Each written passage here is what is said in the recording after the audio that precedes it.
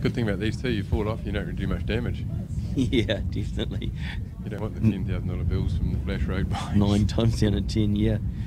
Here we go for Boyd Motorcycles Super Motard class. Oh, a bit of a jump start there, I'd say. Chris Andrews looked like he might have jumped that one. A couple of them there. Heading down into turn 1.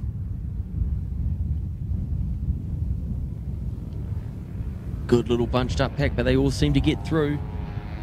Chris Andrews with the start, but I'd say he will get pinged for that jump start. Yeah, one person goes, someone else they usually have to just react and go as well. So it was quite a messy start there. I've heard it just under the commentator's box. 2 of them there, pinged for jump starts. And here comes John Oliver attacking early. Chris Andrews got out in front in the last one, and boy, they had a good bit of a dicey battle there.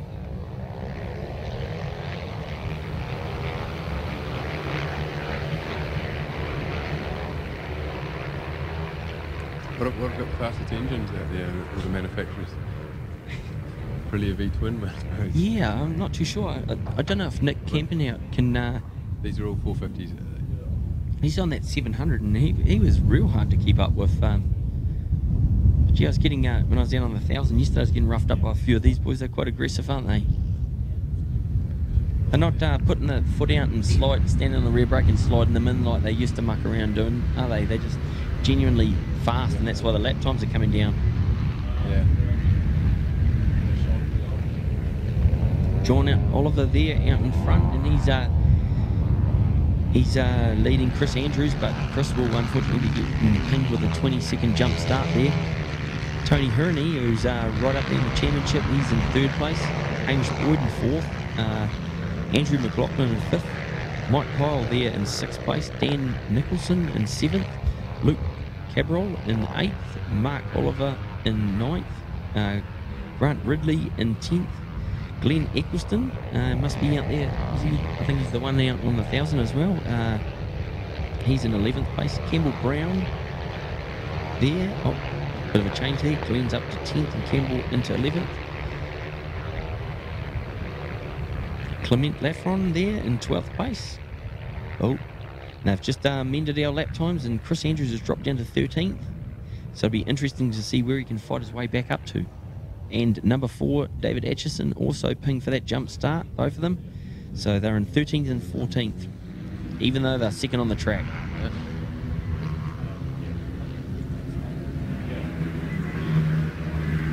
Straight into the 15.9s, that's some pretty sharp lap times, eh?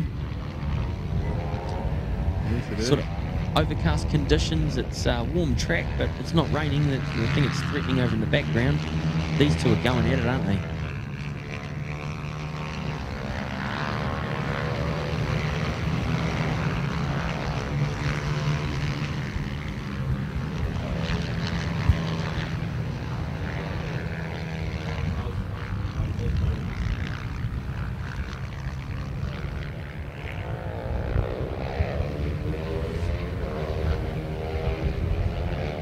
So those front 2 are out, and then Tony Herney's caught by himself, and then the rest of the pack are lightly spread, but they might have a little bit of a tussle at the end and turn it into quite a good little race, eh? Yeah.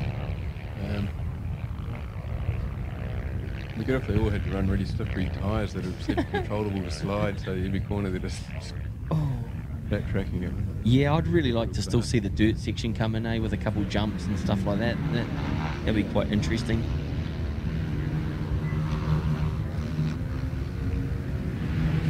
.210 there, Mike Cole trying some business around the outside of some people.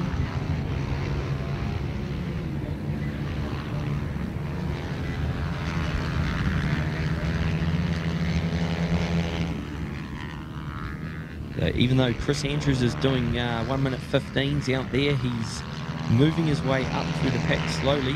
David's still stuck down in 14th, and Chris is in 12th place.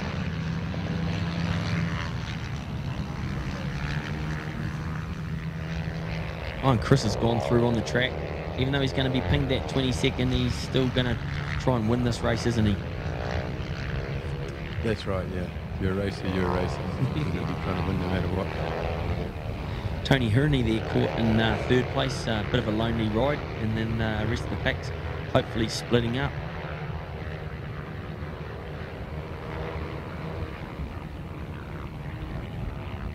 All eyes are on out in the front though. John Oliver and Chris Andrews are really going at it.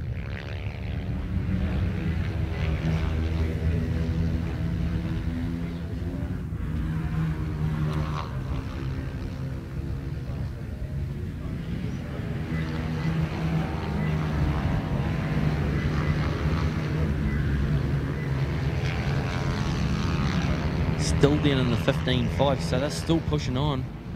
And really sort of walking away from Tony Hurney, who's only into the 16.6. So those two out in front are definitely a step above the rest, aren't they? Yeah, certainly are.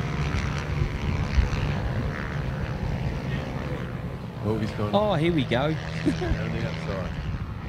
Beautiful move there from John Oliver. This one's going to come down to the wire, I'd say.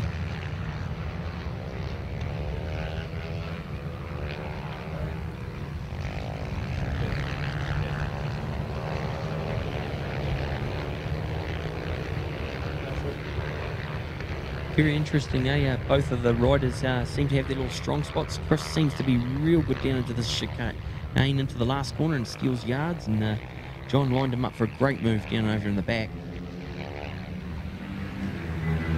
That's the good thing, it's very evenly matched, so they're having a tussle everywhere, aren't they? Like Chris is having a little look around the outside at the moment, trying to line a little move up, and John definitely knows how to block the track up, and he's doing a great job out in front.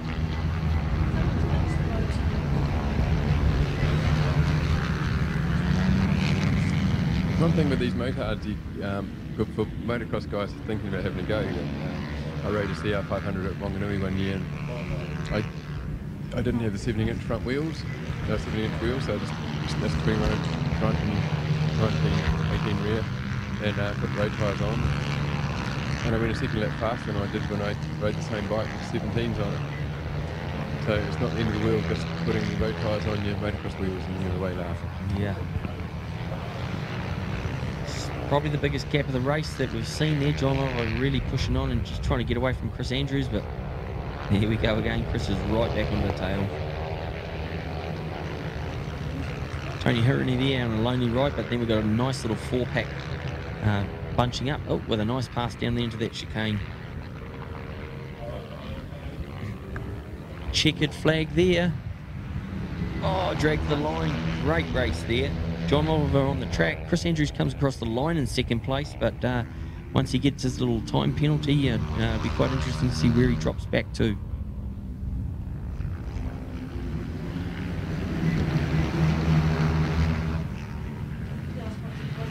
Yeah, he probably had no idea about the time penalty. Probably find out about that later. Yeah.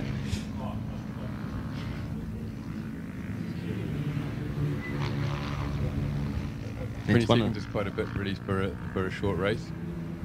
I've always been a fan of a bit less, maybe 10 seconds for a jump start if you're not doing a 40-minute MotoGP race. It's one of the great things of this series. One of our sponsors too is CTAS Live, so you're watching it live on the internet and you've got all the live timing and everything, and you can see it straight away, printouts. You can just be down in the pits and then see your lap times and everything. We've got transponders and stuff like that. It was a great idea, I think. Yeah, there's so much more potential for the give a nationwide audience or worldwide audience. Exactly that, yeah.